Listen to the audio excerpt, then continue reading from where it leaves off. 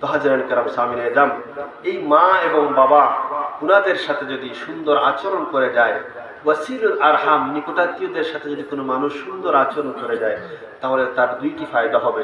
সে বিপদ থেকে মুক্তি পাবে এবং তার দোয়া কবুল হবে।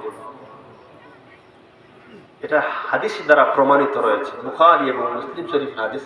মুসলিম শরীফের হাদিস, আল্লাহ রাসূল সাল্লাল্লাহু আলাইহি ওয়াসাল্লাম একদিন বনী ইসরাইলের তিনজন ব্যক্তির আলোচনা করতেছেন, যে তিনজন মানুষ, তারা তিনজন বন্ধু, একদিন তারা বেড়াতে বের হয়েছে।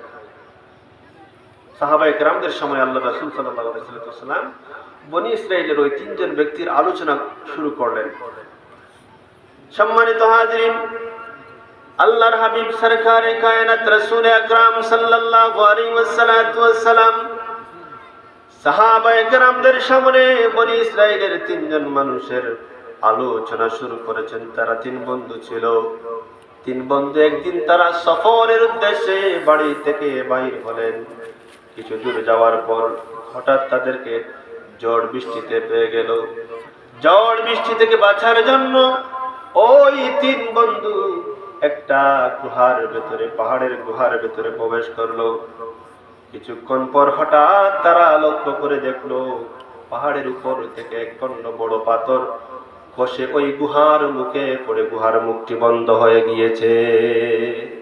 এত বিশাল আকারের পাথর, যে পাথরটি তিনজন মানুষের দ্বারা সরানো সম্ভব হচ্ছে না। এমত অবস্থায় তিন বন্ধু পাহাড়ের গুহার ভেতরে বন্দী হয়ে আছে। তিনজন একসাথে বসে পরামর্শ করলো। পরামর্শ করে তারা সিদ্ধান্তে উপনীত হলো, যার যার জীবনের নেক আমলকে স্মরণ করো, যার যার জীবনের নেক আমলকে স্মরণ করো। নেক আমলকে স্মরণ করে আল্লাহ সুবহানাহু ওয়া তাআলার নিকট দোয়া করো।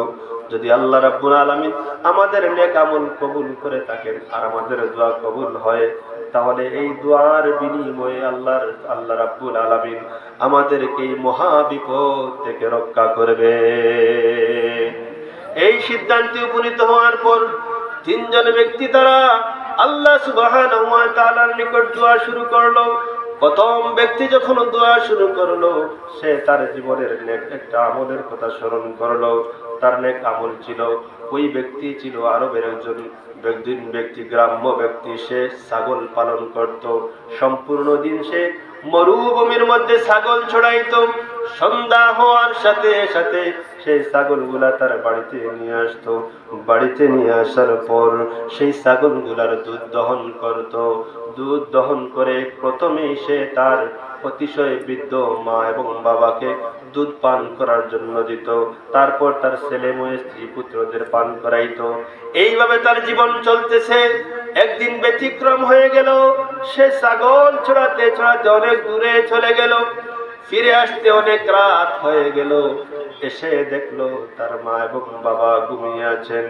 তার মা এবং বাবা ঘুমিয়ে আছেন। সে প্রতিদিনের মতো ওই ছাগলের দুধ দহন করলো।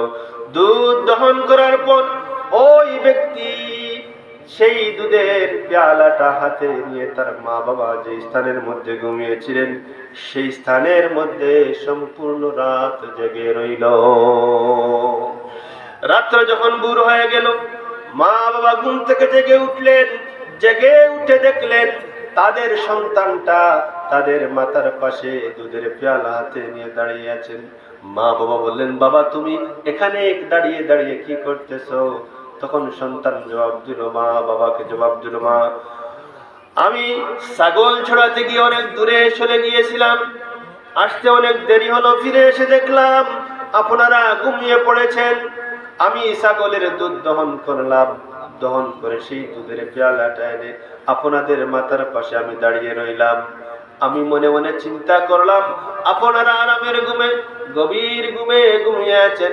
যদি এই মুহূর্তে আমি আপনাদেরকে ডাকি, তাহলে আপনার মনের মধ্যে কষ্ট আসতে পারে, আপনাদের আরামের ঘুমটা নষ্ট হতে পারে। আমি সেই আরামের ঘুমটা যাতে নষ্ট না হয়, সেই উদ্দেশ্যে আমি সম্পূর্ণ রাত আপনাদের মাথার পাশে দাঁড়িয়ে রয়েছিলাম। ওই ব্যক্তি মুনাজাতের সময় তার এই ঘটনার কথা স্মরণ করে বলল, রব্বুল আলামিন, আমি ওই সময় আমার সন্তানগুলা ক্ষুধার জ্বালায় চটপট করতেছিল। আমি ইচ্ছা করলে আমি আমার সন্তানদেরকে দুধ পান করাইতে পারতাম, আমি নিজে পান করতে পারতাম, আমার স্ত্রীকে পান করতে পারতাম, কিন্তু আমি সেটা পছন্দ করি নাই যে আমার মা এবং বাবার আগে আমার পরিবার পরিজন সেই দুধ পান করবে। বিদায় আমার কাছে সেটা শুভনীয় মনে হলো না। তাই সম্পূর্ণ রাত আমার সন্তান, আমার ছেলে মেয়ে, আমার পরিবার সম্পূর্ণ রাত না খেয়ে ক্ষুধার জ্বালায় ছটফট করেছিল। যখনই সকালবেলা আমার মা এবং বাবা ঘুম থেকে জাগ্রত হয়েছিলেন, আমি প্রথমে আমার মা এবং বাবাকে দুধ পান করিয়েছি, তারপর আমি আমার পরিবার পরিজন, আমার সন্তানদেরকে দুধ পান করার জন্য দিয়েছি।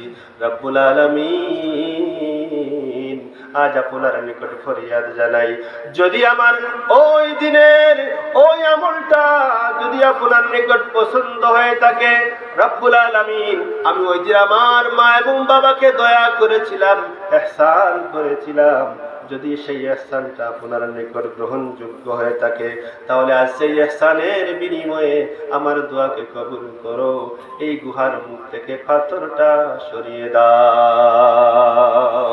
সম্মানিত হাজির, আল্লাহ সুবহানাহু ওয়া তাআলার নিকট দোয়া কবুল হয়ে গেল। দোয়া কবুল হয়ে যাওয়ার সাথে সাথে ওই গুহার মুখ থেকে পাথরটা কিছু অংশ সরে গেল। সুবহানাল্লাহ। হাজিরানে কেরাম, সামিনে জাম, এই ছিল প্রথম ব্যক্তির ঘটনা। প্রথম ব্যক্তির কাজটা ছিল সে তার মা বাবার সাথে ইহসান করেছিল, তার নিজের সন্তানদের থেকে তার মা বাবাকে প্রাধান্য দিয়েছিল, নিজের স্ত্রীর থেকে মা বাবাকে প্রাধান্য দিয়েছিল। বিদায় আল্লাহ রাব্বুল আলামিন ওই বিপদের দিন তাকে দয়া করেছিলেন এবং তার দোয়া কবুল হয়েছিল। ওই বিপদ থেকে আল্লাহ সুবহানাহু ওয়া তাআলা তাকে রক্ষা করেছিলেন। এইগুলো প্রথম ব্যক্তি।